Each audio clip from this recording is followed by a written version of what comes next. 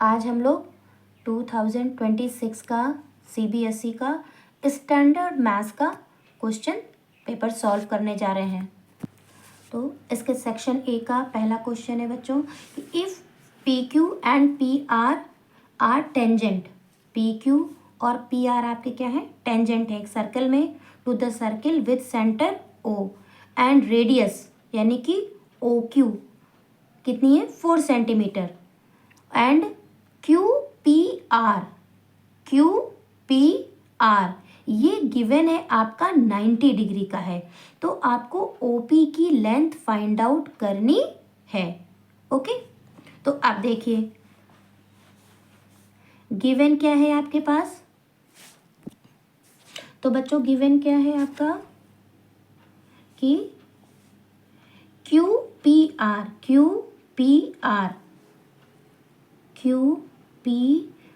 है 90 degree, okay, और OQ है 4 सेंटीमीटर जो कि इसकी रेडियस है और हमें निकालनी है OP। ओके, तो अब आप ये जानते हैं ना कि OQP ये वाला एंगल, ये एंगल OQP ये क्या होता है 90 डिग्री। जब टेंजेंट पे जो रेडियस होती है वो हमेशा परपेंडिकुलर होती है। ये टेंजेंट है और ये रेडियस है, इस पर ये परपेंडिकुलर होती है और एंगल कितने का बनता है 90 डिग्री का। ठीक है, और ये क्या कर रहा है इसको OP इसको इक्वल पार्ट्स में डिवाइड कर रहा है। किसको, एंगल QPR को इक्वल पार्ट्स में डिवाइड कर रहा है, यानी कि एंगल QPO कितना हो गया 45 डिग्री और एंगल OPR भी हो गया 45 डिग्री। अब देखिए ये वाला आपका 90 डिग्री का हो गया ये चीज़ हो गई 45 डिग्री की हो गई। तो किसी भी ट्रायंगल में तीनों एंगल्स का योग कितना होता है 180 डिग्री।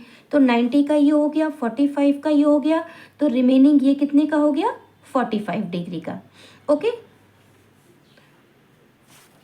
अब जब ये दोनों एंगल 45 डिग्री के हो गए और ये गिवन था हमारा 4 सेंटीमीटर, तो भाई ये हो गया आइसोसेलेस ये हो गया ट्रायंगल, यानी कि जिसके दो एंगल बराबर हैं तो उन बराबर एंगल्स के सामने वाली साइड्स भी इक्वल होंगी। इसके सामने के साइड है 4 सेंटीमीटर की, तो इस 45 के सामने की भी साइड हो जाएगी 4 सेंटीमीटर की। ओके, और ये है बीच का 90 डिग्री का एंगल। तो अब ये क्या हो गया, एक राइट एंगल ट्रायंगल हो गया। QP क्या हो गया, एक राइट एंगल ट्रायंगल हो गया। ठीक, जब राइट एंगल ट्रायंगल हो गया तो OP स्क्वायर, ये इसका हाइपोटेनस हो गया। क्या हो गया, OP square is equal to OQ square plus QP square.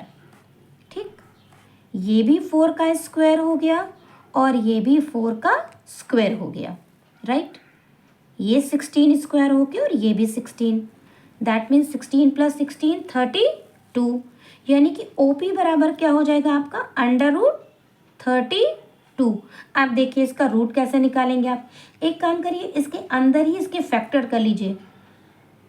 2 1 जा 2, 2 2 जा 4, 4 2 जा 8, 8 2 जा 16 एंड 16 2 जा 32। देखिए कितने के पेयर बन गए, एक पेयर ये बना, एक पेयर ये बना। अब आपको पता है ना पेयर वालों के लिए एक एक बाहर ले लें, यानी से इनमें से एक 2 ले लें बाहर और इनमें से एक 2 ले लें बाहर। तो 2 × 2 क्या हो गया 4, ये बचा अकेला, ये अंदर रह जाएगा। तो OP कितनी आ गई हमारी 4√2 सेंटीमीटर। देखिए ऑप्शन है क्या, ये देखिए ऑप्शन बी हो गया 4√2 सेंटीमीटर। अब देखिए इसको बेटा, इसका सेकेंड क्वेश्चन है an ice cream cone of radius R, ये बना लिया हमने आइसक्रीम कोन और ये हो गई इसकी एक रेडियस, ठीक है, कितनी R सेंटीमीटर की, एंड हाइट इज H और ये हो गई इसकी height h, is completely filled by 2 spherical scoop. इसके अंदर क्या है? 2 स्फेरिकल स्कूप है, जिससे ये पूरी तरीके से ये भर जाती है। If radius of each sphere scoop, अब ये जो स्फीयर स्कूप है इनकी रेडियस क्या है? r/2। Then h is to 2r किसके इक्वल होगा? तो सबसे पहले हम लोग क्या निकालेंगे? इस कोन का वॉल्यूम। ठीक है, तो वॉल्यूम ऑफ कोन क्या फॉर्मूला होता है? 1/3 पाई r² h। ठीक है, ये वॉल्यूम हो गया। अब इस कोन में कितने स्कूप स्फीयर के आइसक्रीम के फिल हो जाते हैं? 2। तो सबसे पहले हम एक स्फीयर का वॉल्यूम निकालेंगे। Volume of 1 sphere is equal to 4/3 pi r³।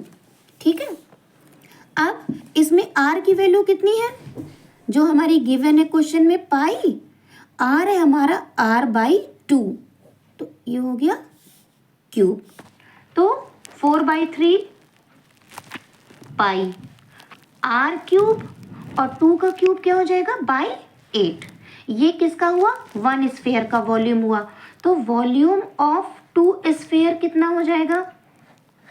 यानी कि 2 × 4/3 pi r³/8।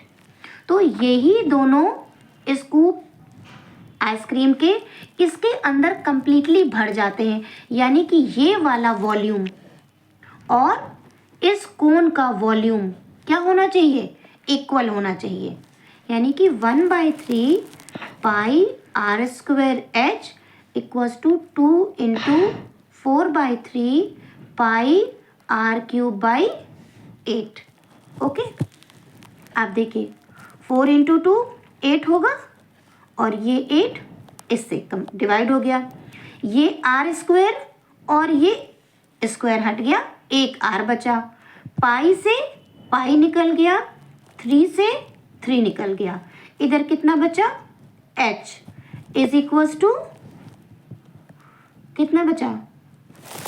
Equals to r। ठीक है, तो h और r क्या हो गए? इक्वल हो गए। अब वो पूछ रहे हैं कि h और 2r, जब h इक्वल्स टू r हो गया बेटा, तो h/r का रेशियो क्या हो गया? 1/1। यानी कि h ratio r equals to 1:1। Question में क्या पूछा? h इज टू 2r, तो भाई इसका रेशियो कितना हो जाएगा? 1:2 × 1, यानी कि 1:2। देखिए आंसर, तो इसका ऑप्शन है 1:2। थर्ड क्वेश्चन है, arc PQ subtended an angle theta at the center of circle with radius 6.3 centimetre. देखिए इसमें अब हमारा एक सर्कल बन गया। ठीक है, जिसमें एक आर्क है, आर्क का नाम है PQ, जिसकी वैल्यू है 11 सेंटीमीटर।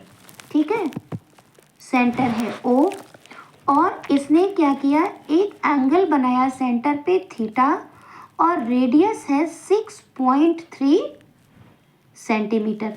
तो इसमें आपको निकालनी है थीटा की वैल्यू। फॉर्मूला क्या होता है? θ/360। जब बात आर्क की आती है तो यहाँ पर आता है पेरीमीटर का formula 2πr is equals to value of arc PQ। Okay, तो θ/360 इंटू 2 इंटू पाई की वैल्यू 22/7 इंटू रेडियस है 6.3 इज इक्वल्स टू 11। ठीक है, 7 9 जो 63, 0.9 आ गया। ओके। अब theta into 2 into 22 into 0.9 is equal to 11 into 360। ये 360 ऊपर मल्टीप्लाई हो जाएगा। थीटा बराबर क्या हो जाएगा? 11 इंटू 360 अपॉन ये पोर्शन 2 इंटू 22 इंटू 0.9। ओके। अब ये पॉइंट हटाया, यहाँ 0 बढ़ गया। ओके, ये पॉइंट हटाया, ये यहाँ पर 0 बढ़ गया। ठीक है, 9 4 जा 36 और ये 2 0 आ गए, राइट। तो 11 इंटू 400 हो गया अपॉन 2 इंटू 22।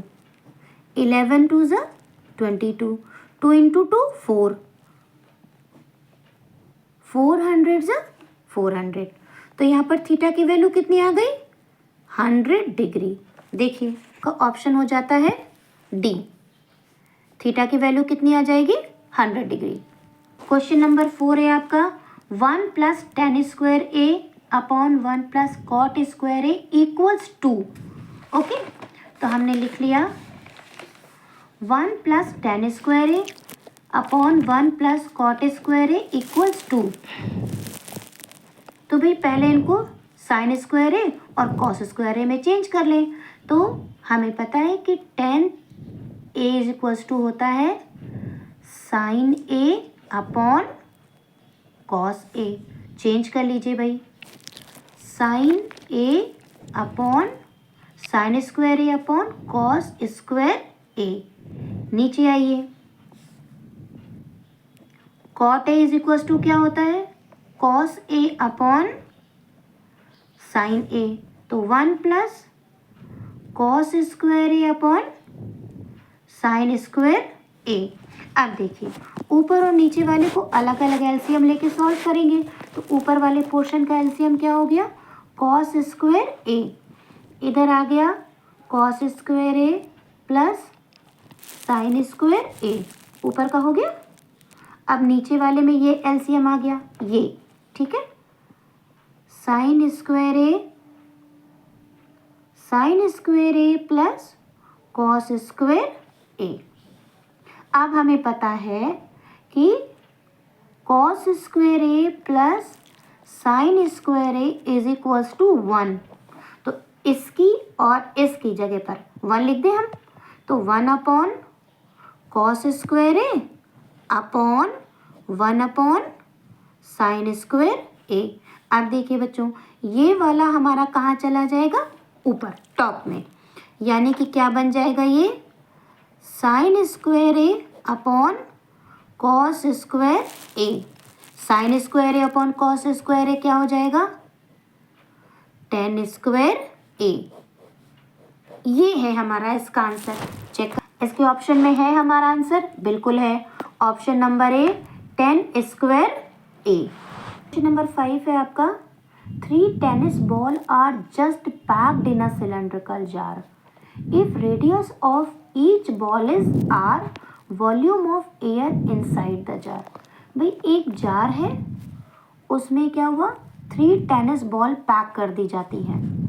यानी कि 3 टेनिस बॉल का वॉल्यूम है, वही वॉल्यूम है उस सिलेंड्रिकल जार का। और जितना वॉल्यूम है सिलेंड्रिकल जार का, उतनी ही उसके अंदर एयर एग्जिस्ट करेगी। Okay, volume of 1 ball, 1 tennis ball is equal to क्या हो जाएगा? Pi R cube 4/3। या आप बोल सकते हैं कि 4/3 पाई आर क्यूब। ये एक बॉल का वॉल्यूम हो गया। तो भाई 3 बॉल का वॉल्यूम ऑफ 3 बॉल कितना हो जाएगा? 3 इंटू 4/3 पाई आर क्यूब। 3 से 3 कैंसिल, तो हो गया 4 पाई आर क्यूब। 3 टेनिस बॉल का वॉल्यूम कितना हो गया? 4 पाई आर क्यूब। यही वॉल्यूम हो गया आपके जार का, और यही वॉल्यूम हो जाएगा उसके अंदर रहने वाली एयर का। ठीक है, अब 4πr³ option number D. 6 number 6, two different dice are rolled together, the probability that both the obtained number are less than 4। भाई 2 डाइज डाली गई और क्या प्रोबेबिलिटी होनी चाहिए कि दोनों में 4 से लेस वैल्यू आए। ओके, तो 4 से लेस वैल्यू कैसे आ सकती है बेटा? पहले में 1 हो और दूसरे में भी 1 हो, पहले में 1 हो दूसरे में 2 हो, पहले में 1 हो दूसरे में 3 हो। ओके, ये एक हो गया। फिर दूसरे की क्या हो गई? 1 1 तो हो ही गया, पहले में 2 हो, पहले में 2 हो दूसरे में 1 हो, पहले में 2 हो दूसरे में 2 हो, पहले में 2 हो दूसरे में 3 हो, और एक प्रोबेबिलिटी क्या आती है? दोनों में 3 और 3 हो। क्योंकि ये सारी जितने कॉम्बिनेशन है ये क्या है कि दोनों में वैल्यूज 4 से लेस हैं। भाई पहले में क्या आ सकता है? 1 1 पहली बार में, या 1 2, ये भी कॉम्बिनेशन, ये भी 4 से कम है, ये भी 4 से कम है।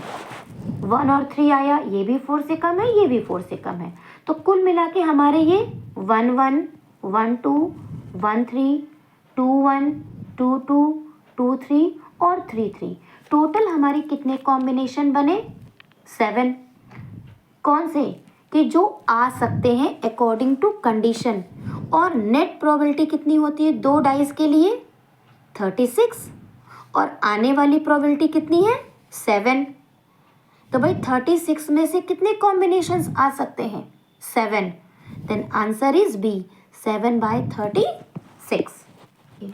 अब आपका question number 7, ABCD is a parallelogram such that AF 7 है, FB 3 है, EF 4 है, और आपको DF निकालनी है। तो देखिए बेटा, अगर हम ट्रायंगल ले लें AD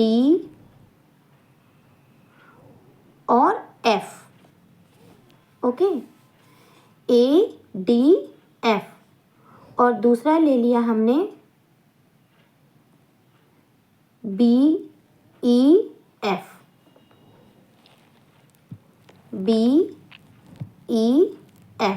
तो ये हमारा क्या हो गया? सिमिलर ट्रायंगल हो गया। कैसे?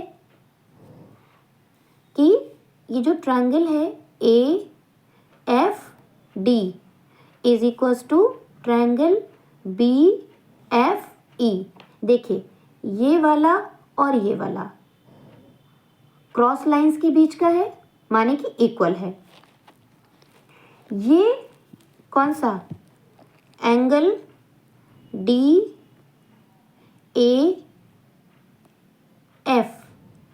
इज इक्वल्स टू दिया है एंगल FEB।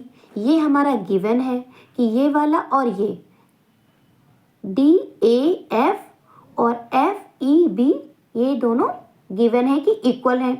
तो इससे क्या हुआ? हमारा तीसरा एंगल भी इक्वल हो जाएगा, और इस तरीके से ये दोनों हमारे सिमिलर ट्रायंगल हो जाएंगे। और जब सिमिलर ट्रायंगल हो जाएंगे तो इनकी साइड में एक प्रपोर्शन हो जाता है। कैसे? कि AE upon FE is equals to DB upon FB। अब देखिए बच्चों, AE कितना हो गया? 7 + 4 11, और FE कितना है? 4, ये तो गिवन है। DB क्या हो जाएगा? मान लीजिए हमने DF मान लिया X, तो X + 3 अपॉन 3, ये हो गया। अब हमने इनका क्रॉस मल्टीप्लाई कर लिया। 11 × 3 is equals to 4x + 12। 4x बराबर क्या हो गया? 33 - 12 यानी कि 21। तो 4x बराबर हो गया 21, तो x बराबर हो गया आपका 21/12। 4 और x ही है आपका क्या, हमने माना था DF, यानी कि DF की वैल्यू क्या हो जाएगी 21/4। ये देखिए 21/4, ऑप्शन नंबर ए। क्वेश्चन नंबर 8 देखिए, सर्कल जिसमें है आपका एक टेंजेंट और रेडियस, ये सेंटर है। ओके, ये एक लाइन गई है जिसको दिया है T, ये P है, ये O है, दिस इज S, और यहाँ से इसको दिया है इन्होंने R। ठीक है, ये है आपका 65 डिग्री एंगल, कौन सा POR 65 डिग्री है, और पूछा गया है आपसे PTR, इसकी वैल्यू पूछी गई है। देखिए यही एक इसका आर्क है, जब जो आर्क जो सेंटर पे बनाता है एंगल, सेम आर्क से उसकी परिधि पेरीमीटर पे जो बनता है एंगल, वो हमेशा उसका आधा होता है। मतलब सेंटर पे जो एंगल बन रहा है वो इसका डबल होगा। ये तो आपको सबको रूल पता ही है, यानी कि अगर ये 65 है तो ये कितना हो जाएगा, ये हो जाएगा आपका 32.5। ओके, अच्छा टेंजेंट पे तो ये बनता ही है 90 डिग्री का, राइट। तो अगर हमने ले लिया ट्रायंगल SPT, तो किसी भी ट्रायंगल के तीनों एंगल्स का योग, एंगल S, एंगल P और एंगल T, तीनों का एडिशन कितना होना चाहिए 180 डिग्री। तो भाई एंगल S हो गया 32.5, एंगल P हो गया 90 डिग्री, और एंगल T आपको पता करना है। ओके, तो एंगल T बराबर क्या हो जाएगा 180 डिग्री माइनस 32.5 प्लस 90 डिग्री, इनका एडिशन कितना हो गया 122.5, और जब इसको माइनस किया तो आ गया 57.5 डिग्री। देखिए आंसर है इसमें यस 57 आंसर इज सी। देखिए बेटा question number 9, a circle centred at -1,2, एक सर्कल का सेंटर है -1,2 और वो पास होता है 0,3 से, तो हमें उसकी रेडियस पता करनी है। तो देखिए हमारे पास 2 पॉइंट हो गए x1 y1 और दूसरा हो गया x2 y2। अब रेडियस क्या होगी, इन दोनों पॉइंट्स के बीच की डिस्टेंस ही तो होगी, तो दो पॉइंट्स के बीच की डिस्टेंस क्या हो जाती है, मान लीजिए इसको हमने, भाई इसके रेडियस क्या हो जाएगी, इन दोनों पॉइंट्स के बीच की डिस्टेंस, इसको मैंने मान लिया O और इसको मान लिया P, तो OP बराबर क्या हो जाएगा अंडर रूट, फॉर्मूला होता है ना आपका x2 माइनस x1 का whole square plus y2 minus y1 का होल स्क्वायर। ओके, अब हमारा x1 y1 क्या है -1 और 2, x2 y2 क्या है 0 और 3, तो x2 यानी कि 0 माइनस x1 क्या हो गया -1, ओके, का होल स्क्वायर प्लस y2 क्या है 3 और y1 क्या है 2 का होल स्क्वायर। अब ये माइनस माइनस क्या हो जाएगा प्लस, और 1 का स्क्वायर 1 ही हो जाएगा, प्लस 3 में से 2 गया 1 आया और 1 का स्क्वायर फिर से 1, यानी कि 1 + 1 क्या हो जाएगा √2, यानी कि इस सर्कल का रेडियस कितना हो जाएगा √2। देखिए आंसर √2 है क्या, ये देखिए ऑप्शन इज बी √2। अब देखिए question number 10, if the given it is given that triangle ABC similar triangle EDF which of the following is not true, कौन सा सही नहीं है। तो भाई जब ये सिमिलर है तो देखिए A B upon A D, ये ठीक है। A C upon E F, A C upon E F, यानी कि ये तो सही है, इसका मतलब ये आंसर नहीं होगा। फिर ए बी और बी सी, देखिए ए बी और B C upon A C, same ratio E D plus D F upon E F, यानी कि ये भी सही हो गया।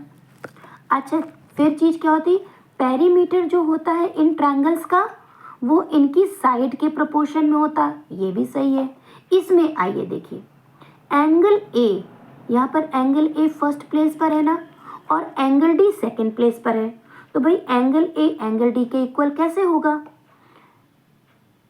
ठीक है। तो यही आपका हो गया रॉन्ग, कि ये आपका सही नहीं है, ए डी के इक्वल नहीं है बल्कि ए ई के इक्वल है। Okay, question number 11, if root of the, question number 11, if roots of the quadratic equation is x square minus k root 3x plus 2 is equals to 0 are real and equal, then the value of k is। तो भाई हमें quadratic, जो standard quadratic equation है वो आपको पता है, ax square plus bx plus C is equals to 0। अब इसमें रूट्स रियल और इक्वल होने की कंडीशन क्या है, B square minus 4ac is equals to 0, जबकि हमारे रूट क्या होते हैं, रियल होते हैं एंड इक्वल होते हैं, ठीक है। अब हमने इस क्वेश्चन की गिवन इक्वेशन लिख ली, X square minus K root 3x plus 2 is equals to 0। देखिए अब इनका कंपैरिजन किया, इसमें a की जगह क्या आ गया 1, b की जगह क्या है minus K root 3, b is equals to minus K root 3, okay, और c इक्वल्स टू क्या है 2, सभी की वैल्यू मिल गई। अब हमें पता है कि for real and equal roots क्या होना चाहिए, B square minus 4ac is equals to 0।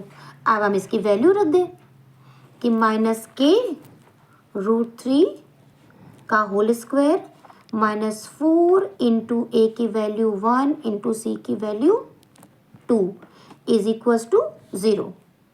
Minus K square होके क्या हो जाएगा, प्लस का के, और आ जाएगा के स्क्वायर, और रूट 3 इंटू रूट 3 क्या हो जाएगा 3, okay, minus 4 into 2 8, 8 into 1 8 is equals to 0, यानी 3 के स्क्वायर इज इक्वल्स टू 8, यानी के स्क्वायर इज इक्वल्स टू क्या हो जाएगा 8 अपॉन 3, इसका मतलब के इज इक्वल्स टू क्या हो जाएगा अंडर रूट 8 अपॉन 3।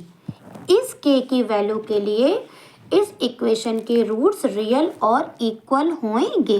देखिए चेक करें हम लोग answer, yes, option B under root 8 upon 3, okay.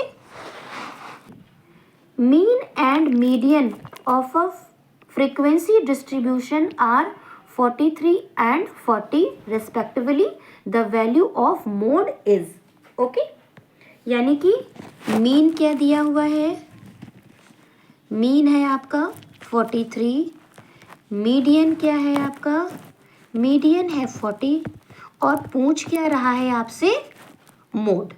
तो आपको पता है ना formula, mode is equals to 3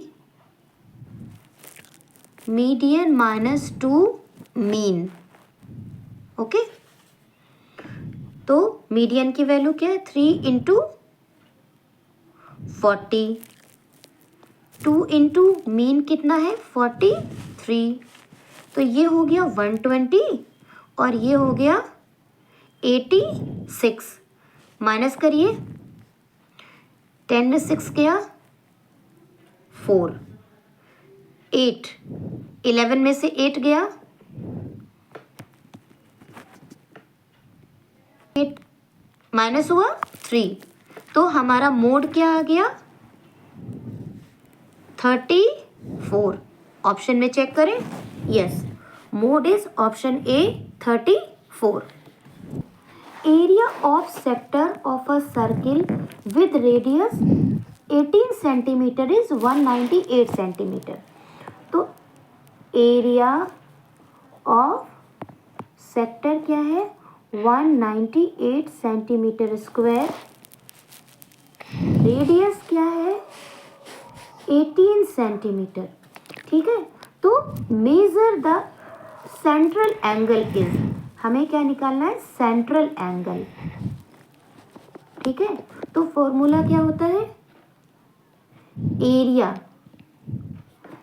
of sector is equals to theta upon 360 into pi R square.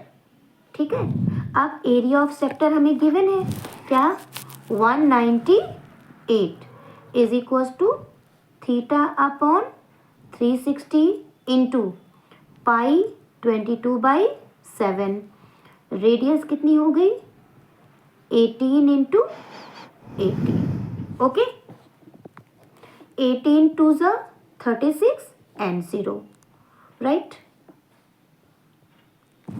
आप देख लीजिए थीटा इज इक्वल्स टू क्या हो जाएगा 198 इंटू नीचे वाली वैल्यूज 20 इंटू 7 अपॉन 22 इंटू 18।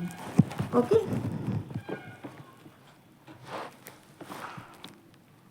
220 और 2 9 जा 18।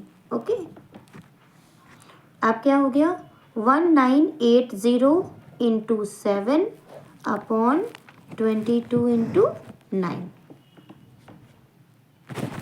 अब देखिए 9 2 जा 18, 1 बचा, 1 के बाद फिर से 8, तो फिर 9 2 जा 18 और 0। ठीक है, और 9 1 जा 9, ये 22, 10 जा 220 और 10 इंटू 7 कितना हो गया 70। That means theta is equals to 70 degree. Check करें answer, option number A, theta is 70 degree. If 210 a is equals to 3, तो फाइंड आउट सेक ए। भाई 210 a is equals to 3, then 10a is equals to 3/2। Okay, फिर 10 square a is equals to 3/2 का square mean 9/4। Okay, a is equals to 10 square a plus 1, ये हमें पता होता है ना, क्योंकि हमें सेक ए की वैल्यू फाइंड आउट करनी है। तो sec square A is equals to होता है 10 स्क्वायर ए प्लस 1। हमारे 10 स्क्वायर ए की वैल्यू कितनी आ गई 9/4 प्लस 1, एलसीएम ले लीजिए 4, यानी कि 9 प्लस 4 कितना आ गया 13/4। ओके, तो sec square A is equals to 13/4। तो भाई sec A is equals to क्या हो जाएगा √13/4। तो 13 का तो आ जाएगा √13 और 4 का रूट निकल के आ जाएगा 2, √13/2। Option number D, √13/2। Question number 16, the value of K for which the system of linear equation x/2 + y/3 is equals to 5 and 2x + ky is equals to 7 is inconsistent is. आप देखिए inconsistency कब होती है जब a1 upon a2 is equals to b1 upon b2 is not equals to c1 upon c2। ठीक है, ये तो हमारा हो गया इनकॉन्सिस्टेंसी की कंडीशन। अब हम पहले इसको x/2 plus y/3 is equals to 6 को इस फॉर्म में लाए। एलसीएम ले लिया हमने 6। ओके, तो आ गया 3x plus 2y is equals to 36। अगर पूरे का ले लिया, ओके, तो हो गया 3x plus 2y is equals to 36 और दूसरा हो गया 2x plus ky is equals to 7। अब इनकी वैल्यू निकाल लीजिए भाई। ये हो गया a1, इसका होता है ax plus by is equals to c। तो a1 बराबर हो गया 3, a2 बराबर हो गया 2, b1 इज इक्वल्स टू हो गया 2 और b2 इज इक्वल्स टू हो गया k, c1 is equals to हो गया 36, c2 इज इक्वल्स टू हो गया 7। अब देखिए कंडीशन हमने रख दी a1 upon a2 is equals to b1 upon b2। फिर a1 हमारा 3 है, a2 2 है, b1 2 है और b2 k है। अब देख क्रॉस मल्टीप्लाई कर लिया, 3k is equals to 4, then k is equals to 4/3।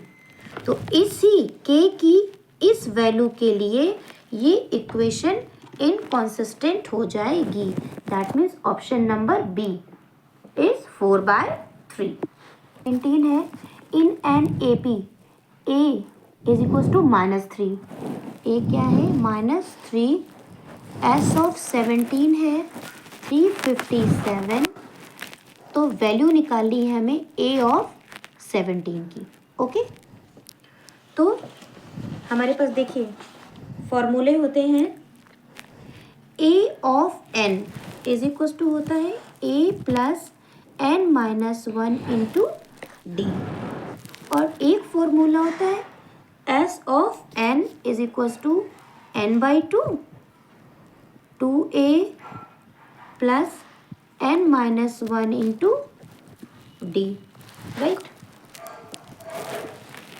तो एस एन की वैल्यू कितनी है? 357। 357 इज इक्वल्स टू एन कितना है? 17/2। 2 इंटू ए की वैल्यू कितनी है? -3 प्लस 17 माइनस 1 16 डी। ओके, तो 357 इज इक्वल्स टू 17/2 और ये हो गया माइनस का 6 प्लस 16d। ठीक, 357 इज इक्वल्स टू, अब इसमें से कॉमन ले लिया 2, 17/2 है तो यहाँ पर 2 और निकाल लिया भाई, तो यहाँ बचा माइनस का 3 और ये बच गया 8d। ये 2 से 2 कैंसिल हो गया। ठीक, अब 357 इज इक्वल्स टू 17 3 जा 51 माइनस का और प्लस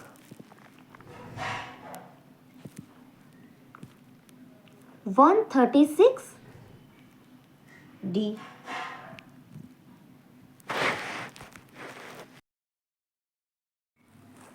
तो 357 is equals to -51 plus 136d। अब देखिए 136d इज इक्वल्स टू बेटा क्या होता है? 357 और माइनस का 51 उधर गया तो क्या हो जाएगा? प्लस का 51। 7 और 1 8, 5 और 5 10, 0 480, यानी कि 136d इज इक्वल्स टू 408। तो भाई d इज इक्वल्स टू कितना हो जाएगा? 408 अपॉन 136। ये चला जाएगा 3 टाइम्स, तो d की वैल्यू कितनी आ गई? 3। अब देखिए d की वैल्यू 3 आ गई और e of 17 is equals to हो जाएगा a plus n minus 1 into D. अब देखिए a हमारे पास -3 है ही है, प्लस 17 माइनस 1 16 और d की वैल्यू है 3, तो -3 और 16 3 ज़ा 48, तो 48 में से 3 गया कितना हो गया 45। That means a of 17 is equal to 45। देखिए आंसर है, yes answer is C. Okay, next question number 18। In the given figure, a circle is centered 1, 2. The diameter of the circle is, भाई सेंटर क्या है 1, 2। Okay, 2 circle का centre और O के क्या होते हैं 0 0। O के कोऑर्डिनेट क्या होते हैं बेटा 0, 0, ठीक है, और सेंटर है 1, 2। अब इसकी क्या निकाल लीजिए, आप इसकी निकाल लीजिए बीच की डिस्टेंस, तो क्या आ जाएगी आपकी रेडियस, और रेडियस को डबल कर देंगे तो क्या आ जाएगा डायामीटर। चलिए निकालिए, तो रेडियस बराबर क्या हो जाएगी √, ये हो जाएगा x1 y1 और ये हो जाएगा x2 y2, तो x2 माइनस x1 का whole square plus y2 minus y1 का होल स्क्वायर, तो कितना हो जाएगा 1 का स्क्वायर 1 और प्लस 2 का स्क्वायर 4, माने कि क्या हो जाएगा √5। अब ये तो हो गई इसकी रेडियस, तो डायामीटर बराबर क्या होता है 2 इंटू रेडियस, यानी कि 2 इंटू √5, 2√5। देखिए ये आ गया 2√5, ऑप्शन नंबर डी। ओके, अब देखिए क्वेश्चन नंबर 19 और 20 तो आपके असर्शन रीजन के हैं, तो इसका असर्शन क्या है √3 plus √5 is an irrational number, बिल्कुल सही है। तो इसका रीज़न यही होता है कि sum of any 2 irrational number is always irrational, तो बेटा ये भी ठीक है और ये भी ठीक है, और ये इसका सही एक्सप्लेनेशन भी है, इसका मतलब इसका आंसर हो जाएगा आपका ए। ओके, फिर if probability of happening of an event is 0.2p where p is greater than 0, then p can't be more than 5। Reason क्या है p of e bar is equal to 1 minus p of e for an event e। तो बेटा ये तो आपकी सही है formula, लेकिन इसका असर्शन सही नहीं है, that means assertion is false but reason is true, तो इसका ऑप्शन हो जाएगा बच्चे डी। तो इस प्रकार हम लोगों ने अपना सेक्शन ए कंप्लीट किया, और हम लोग आगे भी इसका सेक्शन बी और बाकी के सेक्शन करेंगे। तो अगर आप लोगों को अच्छा लगा तो मुझे ज़रूर बताइएगा। ओके।